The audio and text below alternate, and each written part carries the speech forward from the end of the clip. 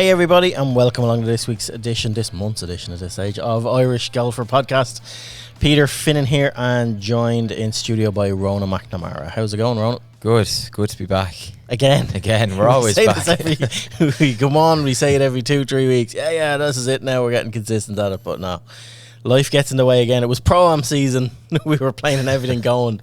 As someone said to me there the other day, you'd go to the opening of a gate at this stage. Yeah. Once the kids get back to school, to be fair, if Mark had anything about him, he'd be doing a solo pod with himself.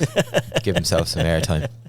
Yeah, we'll have to get Mark back involved. Yeah, it's just the internet in Sligo doesn't agree with that, but that's another day's work. Before we get going, this podcast is brought to you in association with Flowgas, flowgas.ie. Visit flowgas.ie for all their packages and what they have on offer. As we've said in the last pod, season's definitely not changing anymore. It has changed. It's like Noah's Ark. We'd need to get home outside now. The rain the last couple of days and leaves off the trees. Depressing time of the year, but yeah, no matter what the government are going to throw at us this week in the budget, Flowgas can probably help you a little bit more with packages and whatever they've gone on. So visit flowgas.ie. They support golf really well throughout the year, so they're a good business to support back, and thanks to them for their support of this podcast. So, all right, lots of things to dissect, Ronan. Where do we get started? President's Cup. President's Cup. Yeah. Some crack. It was a great watch, and it was actually a lot tighter than the 18.5, 11.5 scoreline suggests. In holes 1, the USA only beat the internationals by 1, which is pretty amazing. Yeah. I don't know. I think it was just like Mark put a good piece up and he got a bit of abuse on it about Leinster Championship job. That was me. Was it you? Yeah. Sorry. Okay. Yeah, like there was a bit of abuse hopping around online on that one, but I totally agree. I just think, no, there was lads coming at that, just because it was so close. They were saying that because you wrote that after the first session, 5-0. That was it, done. You were right, but like we actually had a funny moment after the first 5-0 when we were having a debrief on the Friday morning. Then it was you were going on about sure it's over, and I said no, did they not come back in the afternoon? I don't get the setup of the President's Cup, but I was reading the quadrilateral and he had an alternative thing that he was putting out, and it was like a mixed President's Cup, and he was making results and quotes up, and I read that as if it was news, like the gobshite I am, and thought it was closer than it was. But no, it was like we can dissect it day by day. There's no real point. It was just I just don't get it.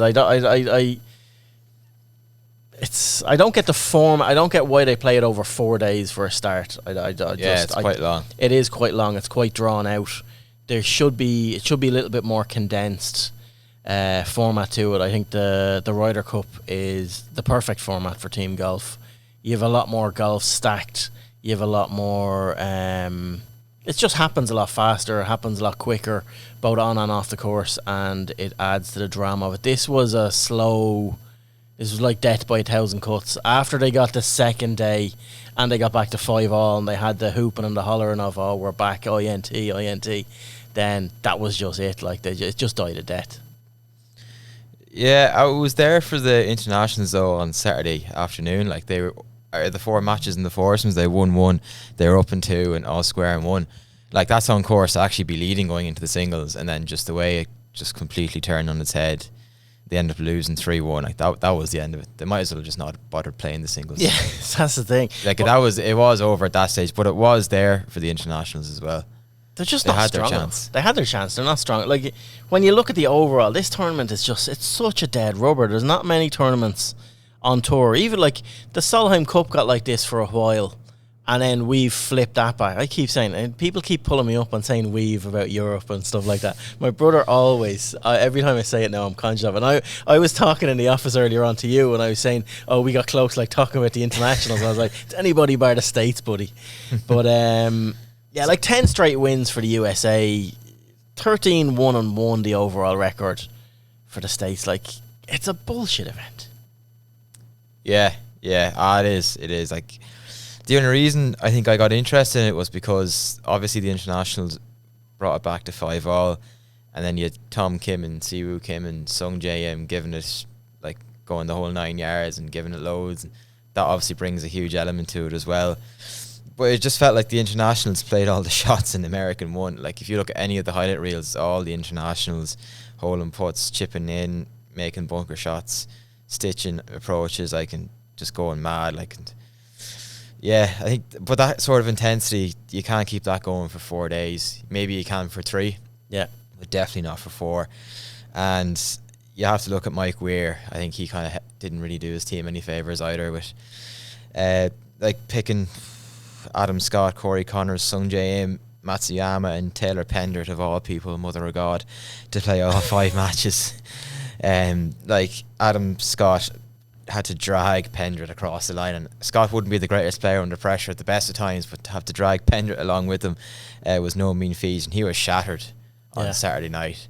And Scott, yeah. When you look at his record since 2002, like they were saying, every match bar 1, I think like 53 of 54 sessions, which is off the charts. That's just that's silly stuff. Like, we shouldn't be relying on a man my age to play in every, he's like they're the 5 players for the internationals who played all 5 rounds.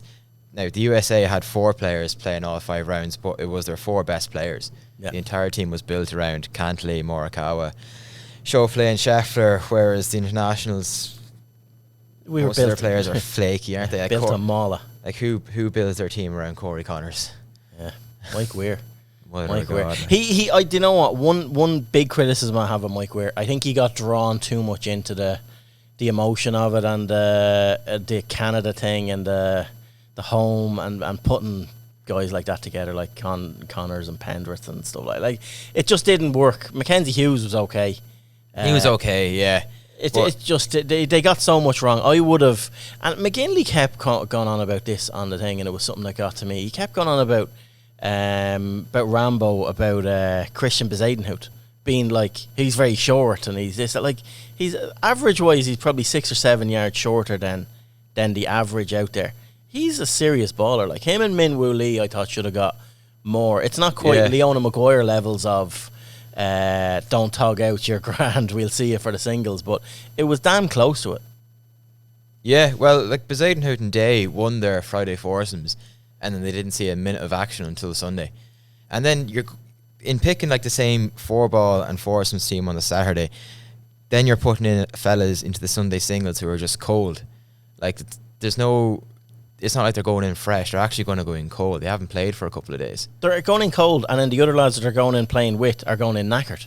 Yeah. You've either played the shit out of half the team or not played them at all, which is kind of what Mike Weir fell into the trap of doing. I was really interested in the insights from both Rose and McGinley on Sky, like going on about that, about the whole strategy around it, the picks, having a plan, being able to adapt from that plan, or just giving every player. I always get the feeling around the President's Cup that it's so easy for America that they get away with murder a lot. Like a good European team would have beaten them. Yeah, like we could have picked the European team last week and put it together and beaten that American team, I think. Yeah, I think so. Especially in the foursomes. Like I think if you're Luke Donald watching that, you're thinking foursomes next year in Bethpage, we can do them in 2 sessions. Well, they're gonna, like, obviously they're shocking at foursomes when you look at their record now again. I think they've been whitewashing 3 of their last 5, like, in Presidents and Ryder Cups. It's absolutely brutal, and that was a masterstroke the last time we highlighted it at the time on in Rome of leading. Like, there's no way the Americans are going to lead in Bethpage with foursomes. Like it's 4-ball all the way first morning. They'll get the pick. I think it is home captain gets a pick, doesn't he? Yeah. As to what they lead with. So yeah, that's both mornings, and it's all about momentum. If Europe can support your local continent. Yeah, but if we can come out and do anything in the first session, they know going into the afternoon we have their number in the foursomes. They're just shocking a foursome.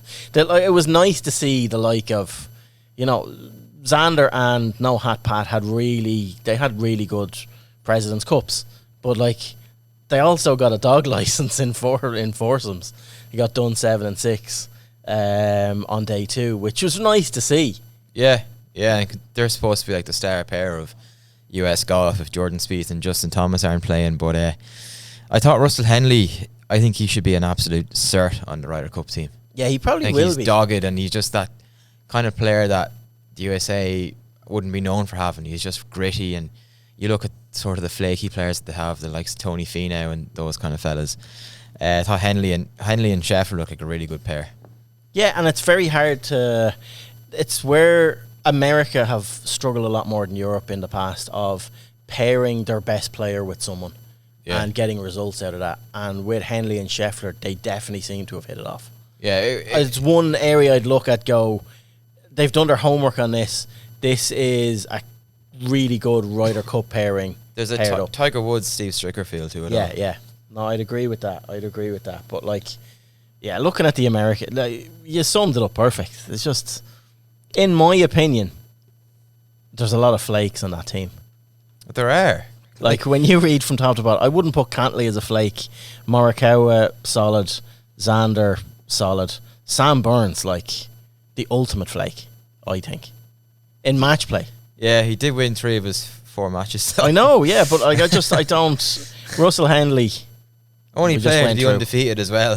But I get what you mean. He was shocking in the Ryder Cup. But, again, like, I agree with what you're saying there. Like, the amount of US players that played absolutely shite all year. Like Tony Finau.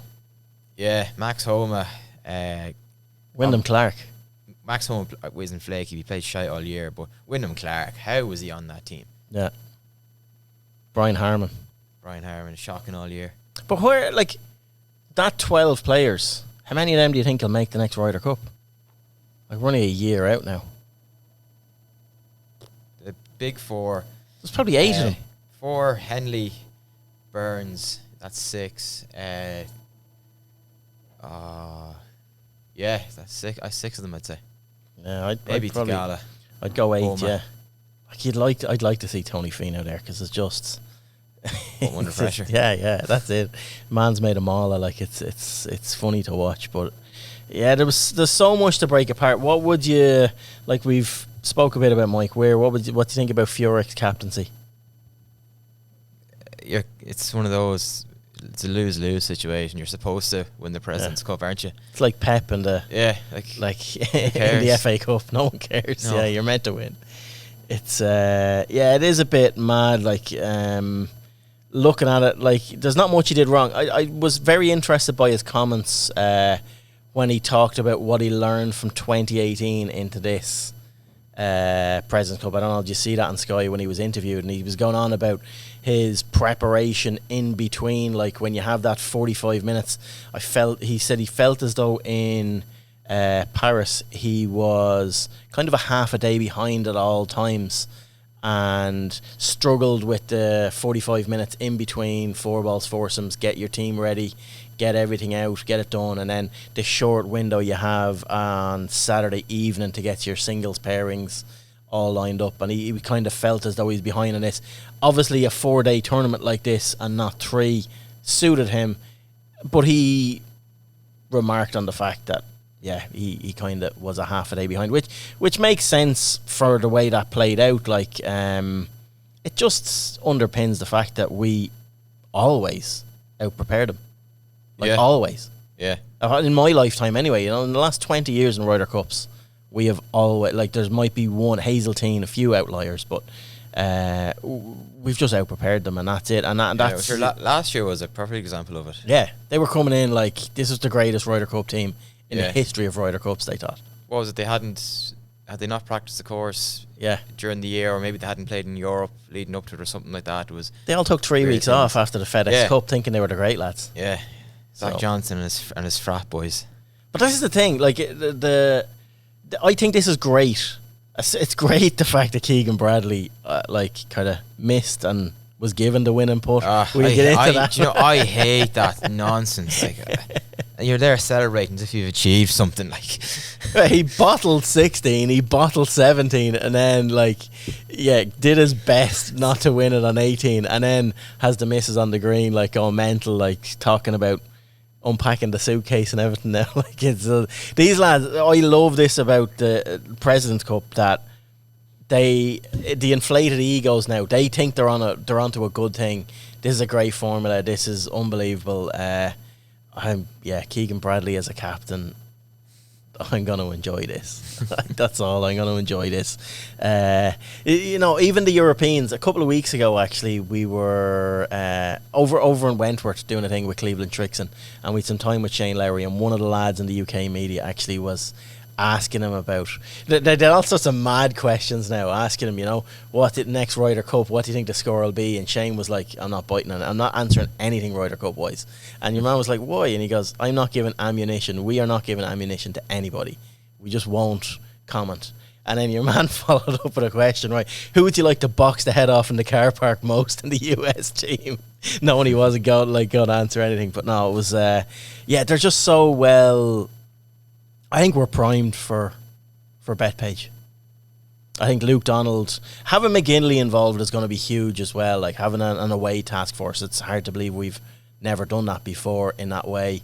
Having a captain with experience that has won the last time, knowing what they're expecting, and I just feel on paper, looking at it, like there's no chance we're going to go in as favourites.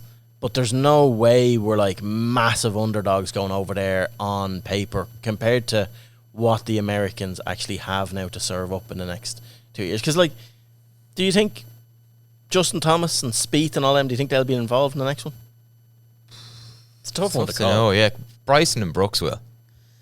You'd like to think that'll be sorted out, but it's a hard one to know. Like, only the Europeans are making, like, when you see, we'll get into Madrid in a minute, and like John Rahm and Tyrrell Hatton coming across and playing events, at least they have access to try and play their way in, and the tour are kind of facilitating it in a roundabout way.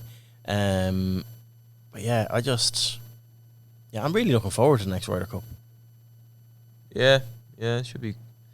You don't see it'll be just mental because it's in New York. It'll be rough.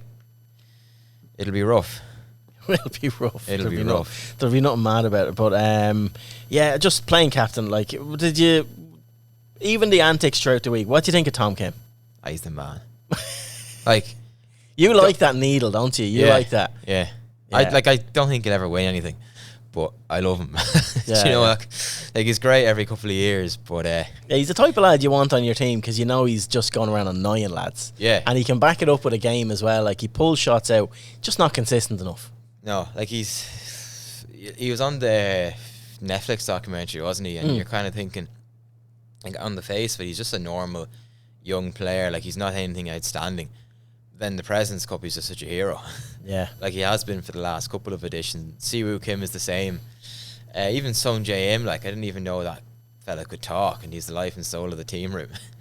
Like, I love all that stuff. And the internationals really did bring it to life. But they were just kind of knocked out of the park on Saturday evening. Like, the US team, like, their top players just stood up. Like, you look at all the antics that the two Kims were throwing at Cantley and Schauffele, and not once did they sort of respond in any way. It was just head down and walk to the next tee, walk to the next green, and they'll hit you when you're least expecting it. Yeah, no, I like the cut of his jib, all right, but it's just, what did you think of Ben Ann and the tweet? I didn't see it because he deleted it. Did you not? Do you not know what it said? No, he said so. He deleted it fairly quick now. You always have a guy in your group who doesn't do shit but talks shit all day, is what he put up, like commenting on Wyndham Clark. And everyone was, like, Wyndham Clark just comes across as such a ponce. Dick. Doesn't he? Dick. Like, did you see him after the end of the Cantley Schauffele match? Yeah. Giving it the night, like. Yeah, I like. Go away. Yeah, I know. Like, I'm looking for. He will be. I'm hoping he is part of BetPage. Yeah, it's just going to be, I like what McGinley was saying on the thing as well, around like that needle. That's the only thing that kept it interesting for me, was the needle of people. Like, the golf wasn't great. It was interesting at times, when it was lost on Saturday, like you said earlier on. It was all one-sided Thursday, all one-sided Friday, and then Saturday just divided it up. But I like what McGinley said about golf needs this. Like, golf needs rivalries. It needs guys going at each other, like in the state that golf is in. And he summed it up by saying that the Ryder Cup, the President's Cup, it's all about that sort of team camaraderie, but taking it as close to the limit as you can without going over the limit. And like you gotta face up to that line and take it as far as you can, and we just seem better at that. Who's we? Europe or internationals? Europe. Anyone but America. We're better than that. We're better. No, the Europeans are better at that, and yeah, I'm just it's really whet my appetite. It's been I enjoyed bits of it, and I enjoyed the spectacle of it. I just think it's a nothing tournament, but it just whets my appetite for the Ryder Cup, and the fact that they're believing their own shit now. They think they're on a winning team. They're on a winning formula. This is good. This is good. Keegan, he should have called out Zach Johnson and JT and Speed in his speech. just tell them flat out, like, enjoy the seats you're watching this from, lads, because you've been the same one next September. But yeah, playing captain as well. I'd like to see that. Yeah, well, like, we all know Keegan. He definitely pushed it to the limit as well. Like his 2012 Ryder Cup was pure Poulter stuff as well. To be fair. It's funny, like, neither Keegan or Poulter. That's when Rory bitch slapped him when he get out of bed 10 minutes before it. But like, neither of those guys were types for running around the greens and stuff. Whereas like Siwoo and Tom Kim really push it in that regard. Yeah. But no, you do need a bit of needle, because I think it helps them with the golf that's played as well. It's worked against him though, because didn't Jamie Donaldson bitch slap him as well in?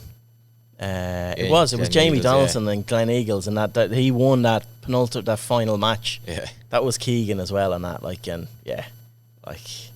imagine losing to Jamie Donaldson. No, but he was good back then. That's after he'd won. Yeah. Like, he'd won the Irish Open in Portrush the year before. Well, it's mad that Bradley never got a look in since then. Yeah, but there's reasons why. Like, all these captains can't be wrong, you know. Well, he wasn't good enough for about 5 or 6 years with the putter ban. Yeah. Well, I certainly think he should have been on the last one. Yeah, he definitely should have been on the last one. Like, that's it. Like, Zach Johnson just absolutely. It was nice because he wasn't involved in this at all. Yeah. Like, it was nice to see that he wasn't involved in this at all, because he's just such a muppet. He totally, he just lost the plot in the last one with the guys that he brought in himself. So, yeah, interesting one. It is an interesting one. But tell you someone who won't be on the team next year, Billy Horschel. Yeah, and he never gets a pick. No, he never gets a pick. John Daly is more of a chance. There should be this thing. It's like the granny rule. If you played enough DP World Tour events, you can declare for Europe. Do you know what? If we could, we probably would have him as well. Yeah. I know that, like, we've enough coming through now. You know, guys that you wouldn't think, even since the last. He got a lot of flack at the last Ryder Cup as well, Bobby Mack, and what he's done since the Ryder Cup.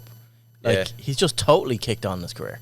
Like, won twice in the PGA Tour since. Like, he is a proper player. And when you see guys like Tyrrell Hatton trying their arses off to try and show statistically that they should be there.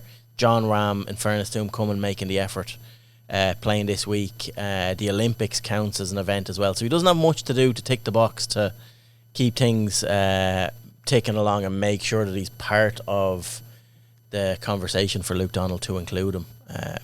You'd struggle not to pick those two. That's the thing. Yeah, like, the whole criteria for qualifying is based around trying to get Ram and Tyrrell Hatton onto the team, so they'll definitely be on it. But I agree with what you said about Bob McIntyre. Like, I think he only got on the team last year because he qualified. If he hadn't qualified, I don't think Luke Donald would have picked him. Yeah, and he was pretty poor as well at the week in Rome, to be fair. But Rose did a great job with him. But now he's one of your top 6 certs to be on the team. Yeah, as of now, anyway. Even guys from the last team, when I think of guys that, like, what would you think of a Matty Fitz, actually? Do you think, will he make it next year? Probably, yeah, but going, like, in a way, his Ryder Cup record was pretty shite anyway until Rome. But then you look at him away from home and you're thinking he'd be one of the guys you'd be afraid could crumble. Good wilt, yeah. Because he has done before. Yeah. Twice. Tom McKibbin take that spot. Don't know what you're laughing at. Not laughing. You're laughing. Yeah, right. Let's move on from the event else in the President's Cup you want to get into.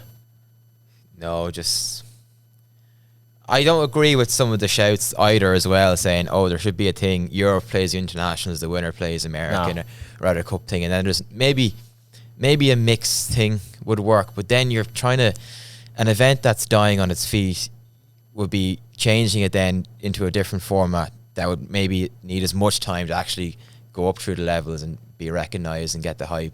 Let it burn. Yeah. Like they need to look at the. I think the Americans need to look at the President's Cup in the same way we look at the Seve Trophy Vivendi thing that we do. God. No, but they do. they need to blood lads in it. They don't need to go with a Scotty Shep. Like we don't. McIlroy doesn't play in that. Yeah. Lowry doesn't play in that. Like John Ram, guys like that, they don't play in that. They blood the younger guys in. Team of Nick Dunlap's. But yeah. But yeah, I think they need to look at it in that way, and that will bring younger guys and guys on the periphery. That's when your Billy Horschels and all get a shout and see what they do in a team environment, and then you might have one, if not two, standout guys that you say, okay, you know what, Ryder Cup, if he's there or thereabouts, statistically we know this'll work, and I think that's what they should be doing. And you would like to think that doing that would make this a little bit closer of an event as well. So there should be some change attacked. But they use this. It's like they use the President's Cup to like wax their own egos. Just go out there. They like putting teams to the sword. USA, Stars and Stripes. Go up there. I don't think they do that if it was a mixed event. Because you look at all the best female players in the world, outside of maybe your Nelly Cordes and your Lilia Vu's, they're all from Asia. Yeah. And the Asian girls actually don't get a team thing to play in at all. Yeah, it's a good shout, but yeah, I just think they need to look at it like the championship. I'm speaking of the championship. HMS Pistol League are back. We're on the way. Talk to me when you're top of the Premier League. Stop. The boys have 2 games in hand. Right, yeah, let's not get sidetracked on that. There's plenty of other stuff going on in global golf. We might as well take it back to DP World Tour Madrid Open. This was great. It was good watching. It was good viewing, wasn't it? Yeah, this was really, really good. Again, just for Hidalgo's antics more than anything, but my God, with the putt on the 72nd hole, I nearly cried when he missed it. I was like, this is your chance, it's gone. The camera pans to John Ram and you're like, he's just going to eat you, pal. Yeah. You're done. And in fairness to him, he played great golf. Birdie in the 2 playoff holes. Yeah. Can't beat that. And this swing is mad. Yeah. He actually doesn't even hit it that far and he's still going hell for leather at it. It's hilarious. No, it was good. Are you a fan of John Ram doing what he's doing and being allowed that platform to come back in?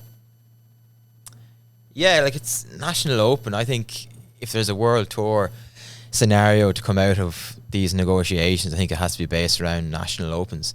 So I think the more you can big up your Spanish Opens and your Irish Open, all for it. If McIlroy was playing live, I want him to be playing in the Irish Open. I'm actually kind of peeved off that some live lads played Wentworth, played Spain. They're going to play Scotland, but they didn't come to Ireland to play. Yeah, because I think you want the best players in your National Opens. And I think having Ram there, that sort of David Goliath kind of story that developed, was obviously really good as well. And look, I'm happy Ram didn't win, obviously. Are you? Only because there's a bit of the live needle. Ram doesn't need to win a 4th Spanish Open, whereas Hidalgo, this is probably your career made. Do you know? Yeah. No, Ram's going to win more Spanish Opens. He's going to win more majors. He'll be world number 1 again, I'm sure, when everything gets sorted out. Oh, they're big fucking statements. Big, yeah. He'll be world number 1 again. Do you think so? Yeah, so yeah. I like the sound of your jib. Yeah, no, I agree with you on some of them. Not I was disappointed. We haven't, since the start of the week at Portrush, we haven't hit record or hit play on this since being up there. As it panned out, I was disappointed. Tommy Fleetwood was the one guy that stood out with me that didn't come to Ireland that should have. Yeah. Tyrrell, and they had an event on, didn't they? They had their own event on that week, so and you can't. He's always been a good supporter. He has always been. Well. I think if there was no other event on, he definitely would have. Yeah. But to see Tommy Fleetwood teeing it up in Madrid, not teeing it up in Ireland, he obviously had his own reasons for it, but it would have been nice to do that. But there's plenty. The Madrid Open, I thoroughly enjoyed this. Just Hidalgo was great. There was lots of storylines all throughout the week. Even Lowry going on the piss with Tyrrell Hatton on the Thursday night. No bogeys one day and No birdies the other day. Like it was, it was good. It was chalk and cheese. He looks jaded though, doesn't he? Larry. Yeah, he does. like he by him, he's at it. He's achieved so much this year, and like we'll have a season-ending pod where we'll dig out all of the stats that we spoke about at the start of the year and predictions. You, me, and Mark put everything down and put it out there publicly, and we need to go back on that. No, we definitely are going to go back on that. But no, Larry, he looks tired, and he's spoke about it a couple of times this week, last week, on how fatigued he feels, and it's been a long season, but it's been an unbelievable season for him. So yeah, and it's all just now building up towards the DP World Championship in Dubai. Yeah, and like in fairness, playing the Dunhill this week and the weather they usually get over there, that's just not appetising at all. And the fact he has to play 54 holes before there's a cut as well. Yeah, that's just not good. I still like, it's a $5 million event. Spain was $3.2 million. Irish Open was 6, and like Spain and the Dunhill are going to have 2 better fields. Like everyone from Liv is playing this week. Brooks Koepka, the lot. Yeah. Yeah, no, it is. Well, it's a big event. It is a bit like, money aside, Dunhill is huge. Like it always has been and always will be. Just what are the tracks and the courses it's on? 3 great courses. And a good field and a good format and a good networking session for the pros as well. They actually like mixing it with, because it's a different type of celeb, so it's not the old AT&T wheel out Bill Murray acting the fucking even saying his name. Like it's more, there's more top brass and golf playing this, like Aidan O'Shea. Yeah, stuff. We had a good. He was good crack actually. He was. That was a good day. It was a good day. We'll get into that in a few minutes. But yeah, no, it's looking forward to Dunhill. But we've 4 Irish teeing it up this week, isn't it? 4, yeah. Big week for Tom McKibbin again. Like we're saying that it's always big weeks, but like Wentworth was huge for him a couple of weeks ago. Got a top 10, pushed him back up. Like I think he was as high as 13th after that. He's down to 15th now. He took a breather last week. Didn't go to Madrid. Up to 15th in the race to Dubai. 9th out of 10 for the PGA Tour cards at the end of the season. So that's huge for him. Like he's played a lot of golf when you look at it. He's played 22 events so far this season. Only missed 4 cuts, and seems to be producing it in the bigger events when the points are there to be got. So BMW was massive for him. Only 6 events left between now, including the final in Dubai with Dunhill this week. So yeah, it's a big week for Tom, because he's not the biggest fan of links golf, but he done quite well up in, I know statistically it wouldn't look like it, but I think he was like tied 30th or something in around that at the Irish Open, which for him on a links course wasn't a bad result, because he doesn't tend to do well around links tracks. No, and this will be a big test for him. He just needs to keep doing what he's doing. Top 10s ticking over, top 10s, top 15s. Just hold your ground. He's 2 results. He's 2 decent results in 6 events away from locking up that card.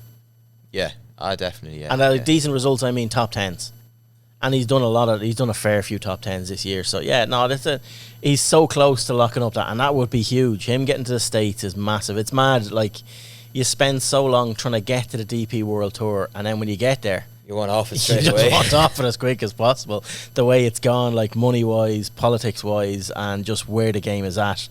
If he gets one of those 10 cards, he could easily do what Pavon has done. He could. Like he's capable of that. He is capable of that. So. And then we are talking about him for the Ryder Cup. So it's all setting up for next year. But anything else on the DP World? No, just National Opens are great. And this is always is a great time of year for the DP World Tour. Just when the PGA Tour season ends, like all the big European stars come back and play a few tournaments. And yeah, I love the run in between now and November. Then you've got your DP World Tour Championship to round off the year. It's just good golf to be watching on a Saturday or Sunday morning. Yeah, I like those early morning golfs when it goes out to the Middle East. We haven't touched on Rory really. It's been. Do we have to? No, we don't have to. But like a quick. What are your thoughts on it has been a great few weeks for him. just didn't get it done. Like, but if he it was didn't anybody lose else, the tournaments. like if Scotty Scheffler had done what Rory did in the last couple of events, he'd be saying, "Oh God, Scotty's in great form." Yeah. But when Rory does it, it's like, for God's sake, he's done it again. He's missed a chance to win. Fucking shite and useless and blah, mental scar. It does annoy me. Yeah, people calling him a bottle job really annoys me because I think He lost the playoff to an eagle. No, what's he supposed to do? That's it. He birdied the 2 playoff holes. He birdie eagle. He lost it to, like, fairness to Horschel. That was savage. But yeah, I've never been as more bullish on McIlroy's chances going into a season as I am now. I just think he's shown so much, and he sort of seems accepting of the fact of, just because he's losing doesn't mean he's not getting better. Yeah. And I think it's dangerous. I think he's one big win away from, like, blowing a whole season on the PGA Tour like Scheffler has done. He's one big... it would be unbelievable if it was the Masters, although he might just go on the piss for the rest of the year if he wins the Masters. Yeah. But he's one big event away from just going mental.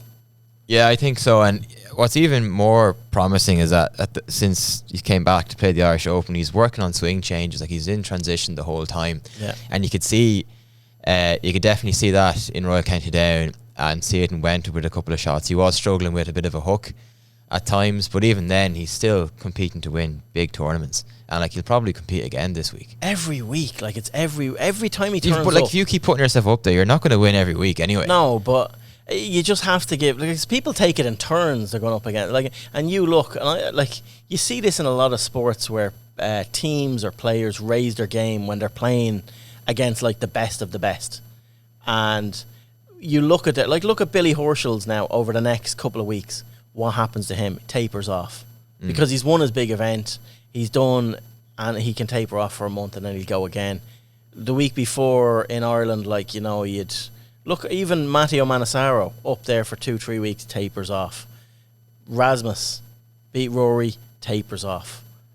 Like, Rory is just a constant in all this. Yeah. He's always the one that's up there. People take it in turns. Yeah, they get juiced up and they go out and they do a job on him, but, like, people just don't like going to the well as many times as Rory McIlroy does, and yeah, he hasn't got the results he's wanted, especially in the last year, and got so agonisingly close to big tournaments. But, like, he's like probably 4 shots away from having like the best season of his life, a career summer. Yeah, like if you offered a US Open and Olympics and what was it, the Irish Open and Wentworth. If you offered half of that, you have to just the Olympics and the US Open. That's a career. Somebody over a space of time, not just in the one summer. Like, that's a career for someone. Yeah, and he's one shot off each of them. Plus, he could have his pick of 3 signature events that he was one shot away from. Like, it is crazy how close he is, and yeah, I'm very bullish. 2025 is the year. I've been saying it for the last decade now. It's gone into its 11th year, but yeah, like, he is. Yeah, it's crazy. It is crazy, but yeah, another year slides by with no major wins. But yeah, that's enough on Rory. Where are we off to next? Q School. Q School, yeah. Yeah, that was mad stuff in Q School actually. So there was Ronan Mullarney qualified in the 21st and last spot in France, but in Denmark there was this mad drama. Liam Nolan, Mark Power, Max Kennedy, David Kitt and somebody else. It was it Max Kennedy, Liam Nolan, David Kitt, and Ronan Mullarney, Mark Power. So they all qualified, and so Mark Power kind of qualified that as he's top 18 got through to the second stage. So Liam Nolan, Max Kennedy, and David Kitt all finished tied 18s, 2 under par. Liam shot a final round 76, 6 over par, including an eagle at the 17th and a birdie at the 18th. Just mental stuff. It's probably the most important 76 you've ever put together. Looking back in maybe 10 years' time or whatever it is, David Kitt was well outside 70, 72 and birdied his last 4 holes for a 66 to get in, rose 25 places. And then Max Kennedy was level par on the day. No, 3 over on the day and got in. But some finish from Liam, to be fair.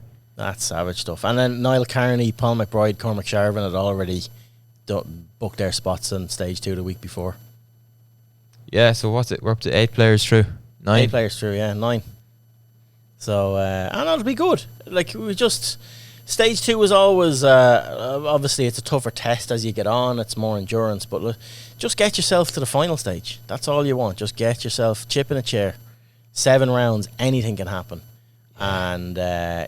7 rounds. It's mental. It is mental. Like, it's just pure... Like, it's Iron Man stuff. Niall Carney now is someone to me that's just sticking out as... Well, he's sharp. Yeah. Because he's playing all the PGA and Ireland stuff. Yeah. You look at these, like you look at the lads we just listed off after qualifying. When are they going to play next? Yeah. You know, Niall definitely, no doubt, helped him both ways. Like, helps him in the PGA and Ireland region because he's playing at a higher level and coming back, but then also helps him going over because he's just so sharp. Yeah. No, it is good. Brendan Lawler's event as well. This is what you were talking about, Aidan O'Shea, earlier on. So we played in Brendan Lawler's G4D Invitational in Carton House last week, actually. Good event. Yeah, I know, really good. Really, really enjoyed it. For someone who just absolutely hates golf at the moment, that was a nice one to end my year on. You played all right that day. I played nicely. You played all right that day, you know. I was struggling to keep up with you. No, that was, and your man Mike Brown, like, best wedge player I've ever seen. Like, we were only saying it. He was crazy. Doing us out of it. Like, it was crazy. Like, you give these lads, like, even he was short sighting himself from like 50 yards. He was, and like nothing was outside 3 foot. No, nothing. And they were just going like, Jesus Christ. We were cabbaging it in on a few of the holes, going like, yeah, we'll play our ball, give ourselves a better angle, and like like missing greens from like 60, 70 yards, and like he was just stoned. It was so good. But yeah, the levels these guys are at are so good, and it's nice to see. I do like the idea that they're trying to get stuff together of getting payment for these players and playing for prize funds. It's just it's hard to see, and I don't want to talk down about it at all. It's just it's hard to see a mass market for what they're trying to do.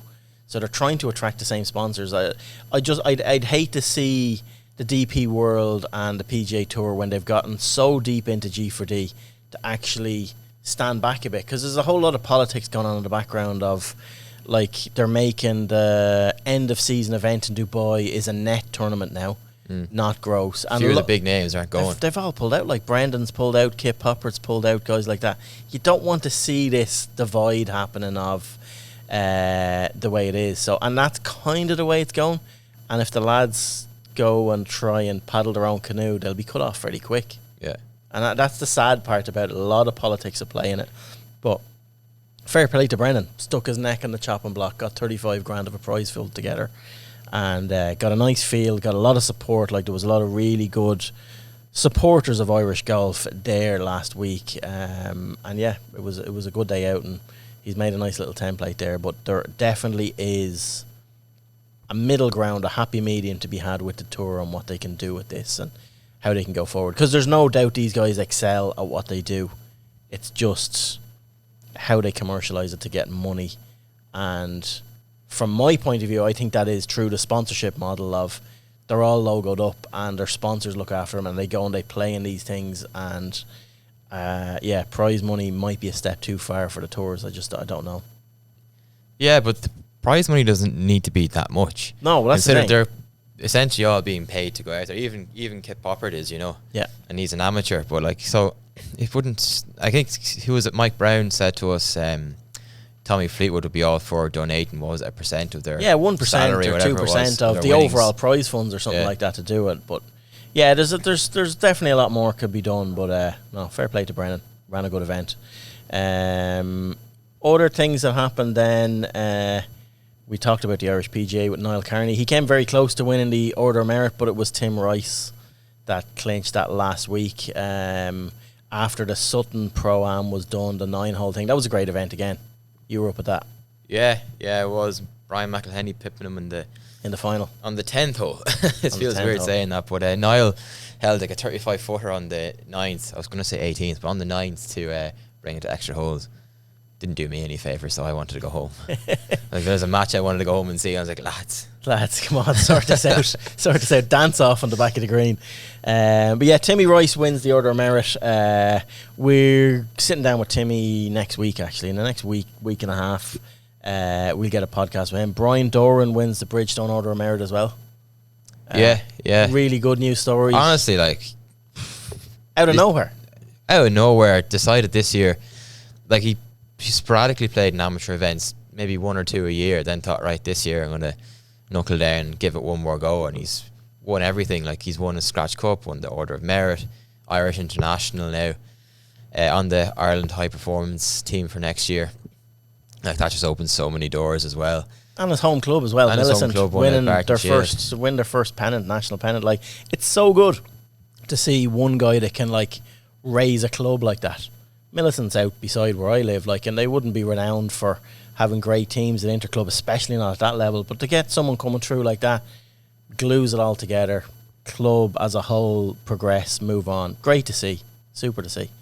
So yeah, more power to him. I know we're going to be doing podcast coming up with him as well, and we'll have stuff in the next print magazine on him and just his story, and because like even me working in golf, a lot of guys wouldn't have come across or known Brian very well, you know, sort of way. And I know you've got to know him throughout the year a little bit better, but yeah, he's a quite enough chap. Yeah, good character though. Like, it's just like gas. Like he works night shifts and all the rest in the Pfizer factory and everything. So he really like has to get that, I suppose, golf and work balance spot on, and he has done. Like he put in a lot of work with his strength and conditioning as well. And yeah, he genuinely did put 100% into absolutely everything this year, and he got his rewards. Reap the rewards. That's what it's all about. I love to hear stories like that. Then yeah, so we'll have pause with the two lads coming in the next few weeks. Anything else you want to hit on? Challenge tour this week was a bit of a shambles. Yeah, rained off, finished with 36 holes. Like, personal still got tied 12th, which is good. Keeps him fairly on track in the road to Mallorca. Because that's starting to cut down now. This week is the last regular event, if you want to call it that. The top 71 make it through to the next two events in China, and then there's the grand final. So Connor, Gary Hurley and McElroy will definitely be in China.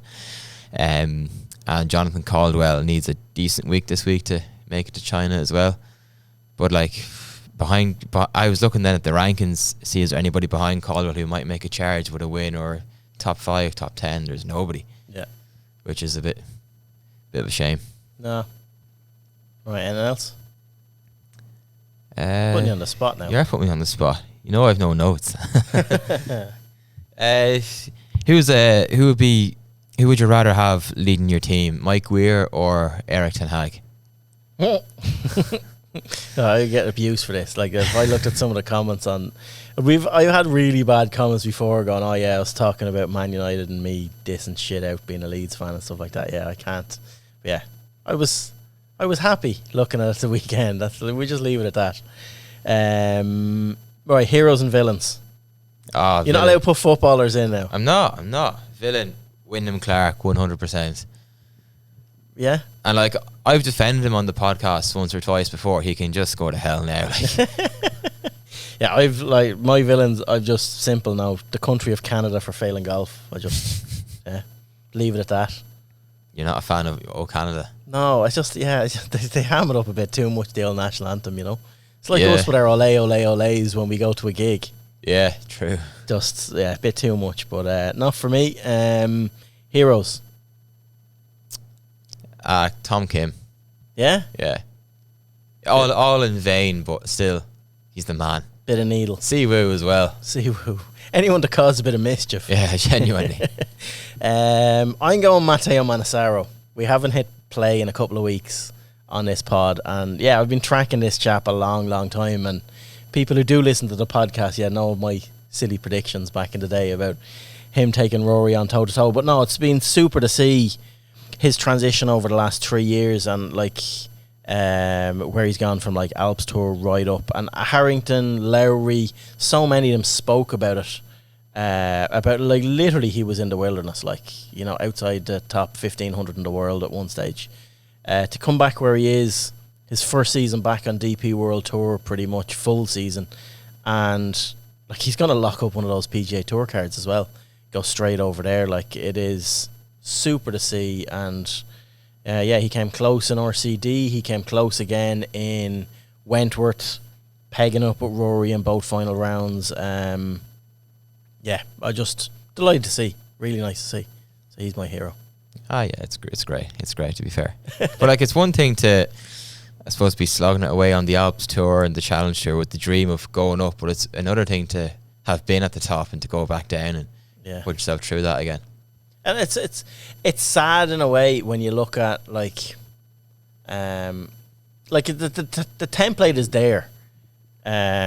You really need to have a lot more than just a golf game to get it done from there. Like, you have to be so mentally and physically where you need to be. And I look at someone like Paul Dunn and the wilderness that he's found himself in now in a similar time frame that Manny had. And, you know, there's a template there for him to get back. You know, it's like Leona said it. She probably regrets putting the tweet out after Solheim now, but like, class is permanent. You know, I don't know, does Paul Dunn have it in him? I'd love to think he does. Playing Challenge Tour this week. This is the start. It is the start, yeah. But I'd love to see him doing it, and I'd love to see him move on. We'd all know he has the game to do it, but there's a template there, and yeah, long may it continue. Paul Dunn's on the up. He's the Bitcoin of 2025. Buy into Paul Dunn. Buy. Right, I think that's it. Is that it? That's about it. It's about it. Yeah, we won't top the hour mark. Yeah, cheers for tuning in. We will be back, like we said, with some catch ups with Timmy Rice, Brian Doran. We'll be back here next week having a chat again. We promise we will this time. We promise we will. You're not playing golf next Monday or something? No, nothing on. So yeah, cheers for tuning in. Thanks to Flowgas again for the pod sponsorship. Visit flowgas.ie. Check out all the deals they have there for golfers. And thanks for tuning in. We'll chat to you again next week. Cheers. Bye.